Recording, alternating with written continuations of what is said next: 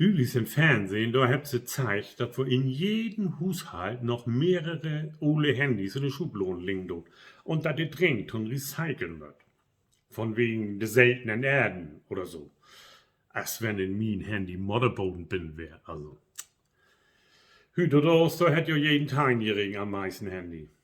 Als ich 10 Jahre alt wär, da haben mein Öller noch nicht mal ein Telefon. Also ich mein so mit Festnetz, geschweige denn ein Handy. In der ganzen Nachbarschaft, da gibt das bloß ein Telefon. Und das halt Tante Neumann. Also das wär nicht min Tante. Nee. Wir müssen das bloß immer zu der Erwachsenen sagen, Tante oder Onkel oder so. Na, auf jeden Fall, Tante Neumann, die hat so einen richtig schönen Kaufmannsladen, wo du alles kriegen hast. Wenn du dort durch die Tür gekommen bist, dann hat er erstmal ordentlich Loot bimmelt. Links und rechts, da wär alles voll von Regale und da gibt das alles. Pütt und Pan, Schütteln, Handdecke, Klodeckel, ach, was weiß ich nicht alles, Werktücher und noch viel mehr.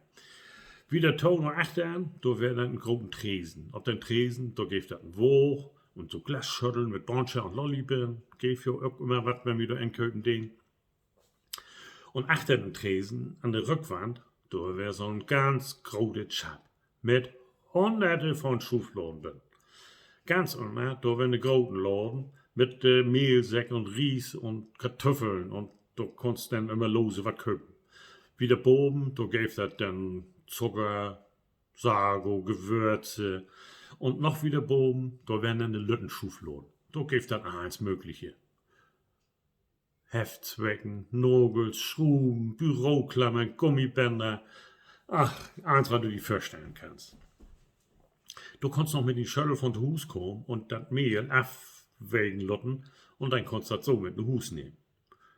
Zu Hus wär das aber besser, wenn du das Mehl noch mal durchsieben döst. Das kann nämlich sein, dass das als Togof ein Schuf mit dabei wär, weil der vom Boden so runterfallen ist. Ja, und so wird das dann richtig schön ohlen lohnen. Und was wollte ich nur eigentlich vertellen? Ach ja, mit der Telefon.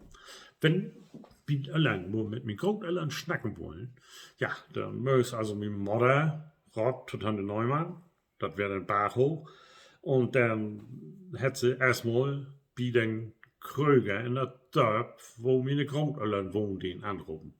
Wir, die haben ja auch kein Telefon. Das wären genauso arme Leute als wir. So. Dann hätte den Kröger erstmal vertellt, dass sie mit Oma schnacken wollen. Und dann hätte sie wieder ablegt. So, der Kröger hätte dann einen von seinen Kindern losschickt, Oma zu holen. Die wäre dann hinter Oma dann in Drafen und Krauchen. Kann ja wichtig sein. So, allerdings hat sie dann aber noch vertellt, dass sie einen Anruf kriegen hat von der Schwiegertochter und dass sie jetzt zum Koch muss. Ja, dann hat die wieder zurückgerufen, wie Tante Neumann. Und wenn sie Glück hat, dann wäre die Mutter noch da. Anders müsste Tante Neumann runterkommen zu uns und meine Mutter Bescheid sagen, dass Oma nur am Telefon wäre. Naja, irgendwann hat sie dann ja mal Verbindung kriegen und dann hat sie eher Nichtigkeit austauscht und so funktionierte die Kommunikation dann dort zwischen die. Also, das Telefonieren, das hat früher auch einen sportlichen Aspekt. Also, das wäre nicht so einfach als heute.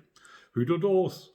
Da kommst du nicht mal mehr von Sofa hoch, wenn du mit dem Handy da den Kollegen oder Freundin oder Freund anrufen da ist und mit denen schnacken willst. Ja, also, wie bin ich eigentlich auf die ganzen Socken gekommen?